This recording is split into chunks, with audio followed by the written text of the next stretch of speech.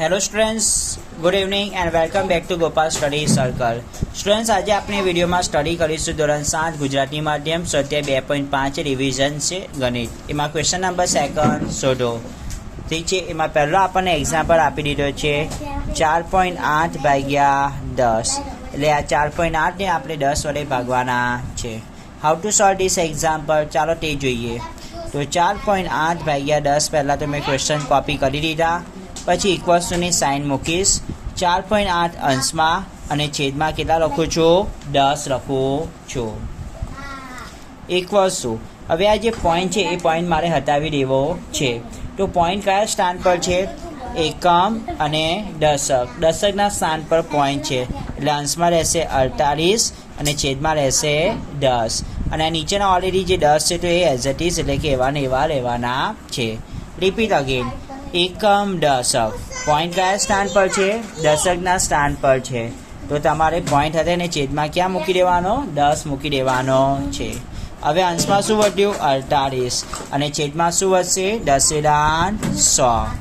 હવે આપણે છેદમાંથી 100 હટાવી દઈએ તો ઉપર શું મૂકવું પડે? પોઈન્ટ. એટલે આપણે 100ના સ્થાન પર પોઈન્ટ મૂકીશું. ઠીક છે, તો દેખો એકમ દશક 100. તો 100ના સ્થાન પર પોઈન્ટ આવે તો 4ની આગળ આવે.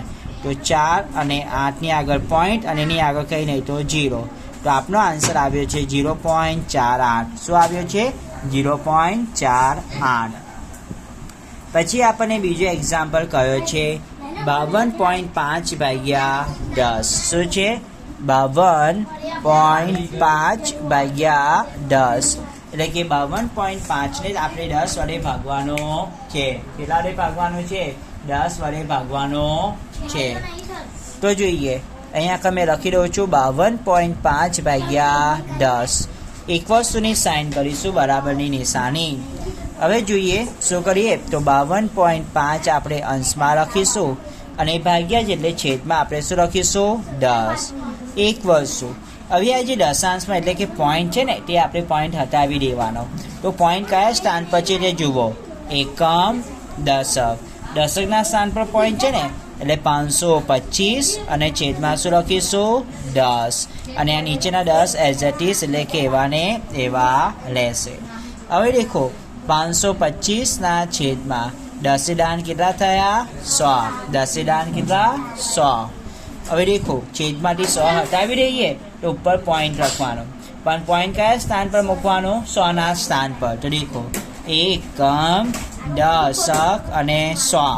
એટલે 5 અને 2ની વચ્ચે શું આવે? પોઈન્ટ. એટલે 5.25 એ આપનો શું કહેવાશે? આન્સર કહેવાશે. Okay. And next example number 3 આપણે જોઈએ 0.7 ભાગ્યા 10 છે. શું છે?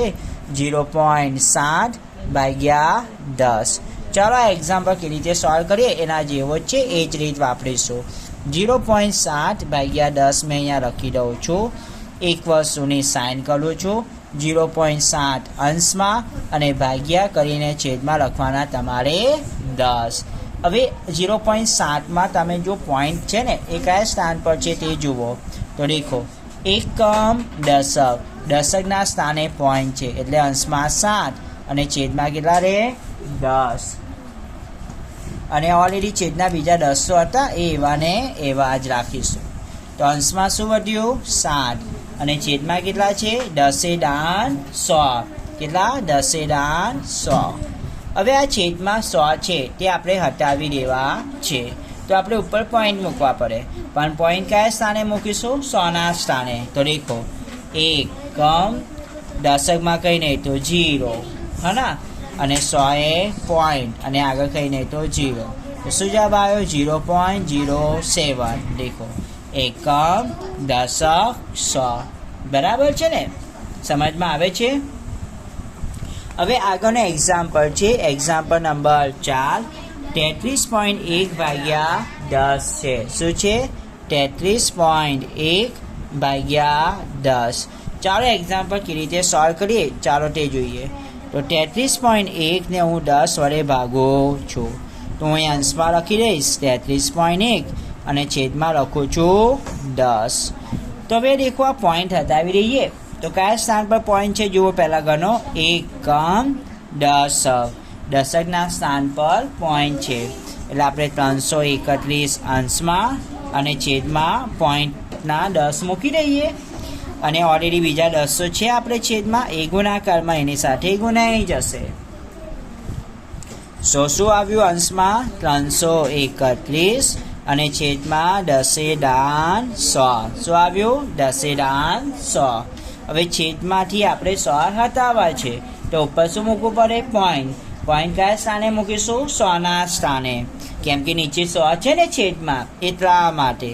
તો દેખો એકમ દશક અને 100 તો શું આવ્યું 3.31 એ આપણે શું કહેવાય આન્સર કહેવાશે. સમજમાં આવે છે ને. આગળનો એક્ઝામ્પલ છે દાખલા નંબર 5. એમાં આપણને કહ્યું છે 272.23 ભાગ્યા 10. તો અહીંયા આપણે મૂકીશું 272.23 ડિવાઇડેડ બાય 10. ઠીક છે. ચાલો કેવી રીતે સોલ્વ કરીએ બસ એના જેવો છે એ જ મેથડનો આપણે અહીંયા ઉપયોગ કરવાનો છે. 272.23 ભાગ્યા 10. હંમેશા યાદ રાખજો પોઈન્ટની પાછળ કોઈ પણ સંખ્યા હોય ને તો એને ડાયરેક્ટ 23 ના વંચાય, એને 2 અને 3 આ રીતે અલગ અલગ વંચાય નિયમ અનુસાર. તો 272.23 આમ નિયમ પ્રમાણે આ પ્રમાણે વંચાશે. સમજી ગયા ને. ઓકે કેમ કે દશાંશ શતાંશ અને સહસ્રાંશમાં આવે છે એટલા માટે. તો દેખો અંશમાં કેટલા છે 272.23 અને છેદમાં કેટલા છે 10. હવે આપણે જે 272.23 માં જે પોઈન્ટ છે ને એ આપણે હટાવી દેવું દશાંશ. તો પહેલાં ગણીએ કે કયા સ્થાન પર દશાંશ આવેલું છે પોઈન્ટ આવ્યો છે. તો દેખો એકમ દશક 100 કયા સ્થાન પર છે 100ના સ્થાન પર એટલે આપણે છેદમાં મૂકીશું 100 અને ઉપર શું આવશે 27223 એટલે 27,223 અને નીચે ગુણ્યા 10 એઝ ઇટ ઇઝ એટલે કે એવા ને એવા. હવે દેખો 27,223 એવા ને એવા છેદમાં 100 દાન 100 ને 10 વડે ગુણો 100 દાન કેટલા થાય 1000 થાય. કેટલા થાય 1000 થાય.